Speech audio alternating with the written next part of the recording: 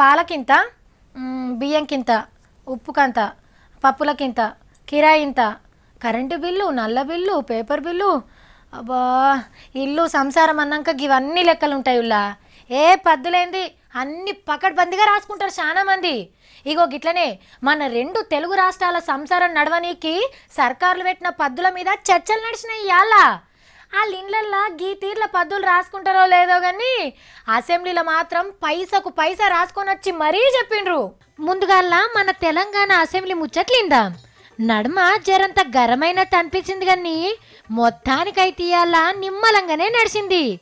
దేనికి ఎన్ని పైసలు ఖర్చు పెడుతున్నామని సర్కారు చెప్తుంటే మా ఊర్లో గిది పెట్టుండ్రి, గిదానికి ఇంకిన్ని పైసలు పెంచుండ్రి అని కడమ పార్టీల లీడర్లు అడిగిండ్రు. ఇక కాంగ్రెస్ వాళ్ళు సర్కార్ పద్దు ఏం మంచిగా లేదనే వరకు ఈటల సార్కి మస్తు కోపం వచ్చింది. మీ మైండ్ సెట్ మార్చుకునే ప్రయత్నం చేయండి, విమర్శించే ప్రయత్నం చేస్తే ఖబర్దారని చెప్పి హెచ్చరిస్తున్నా అధ్యక్ష.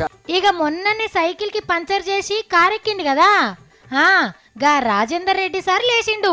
ఇంకా 3 సంవత్సరాల తెలంగాణలో ఆరోగ్య పరిస్థితి ఎలా ఉంటుందంటే దేశంలో ఉన్న ప్రతి ఒక్క రాష్ట్రం వచ్చి వైద్య సేవలు అంటే తెలంగాణలో ఉన్నట్లు ఉండాలని చెప్పి కావాలని చెప్పడానికి నాకు ఏ అనుమానం లేదు. హాగో సారు పాత పార్టీలు ఉన్నప్పుడు ఏం పనులు కాలే, ఇప్పుడు ఇటు మారిండు కాబట్టి 3 ఏళ్లలో అంతా మారిపోతుందని చెప్పిండు. అటెంకా వాళ్ళకి ఏదైనా మంచి సలహాలు ఉంటే ఇస్తే గవర్నమెంట్ ఎప్పుడు కూడా తీసుకుంటారు అధ్యక్ష. ఇంకా సలహాలు ఏం లేవనుకుంటా, వాళ్ళ డౌట్లన్నీ క్లియర్ అయినాయి హెల్త్ గురించి. ఇంకా ఏమన్నా ఉంటే కూడా నేను చెప్పడానికి మీ అనుమతి ఉంటే నేను చెప్పడానికి మీ ద్వారా ప్రయత్నం చేస్తా అధ్యక్ష. అబ్బాబ్బాబ్బా అధికార పార్టీలుంటే ఎంత గట్టిగా మాట్లాడచ్చో చూసిండ్రా.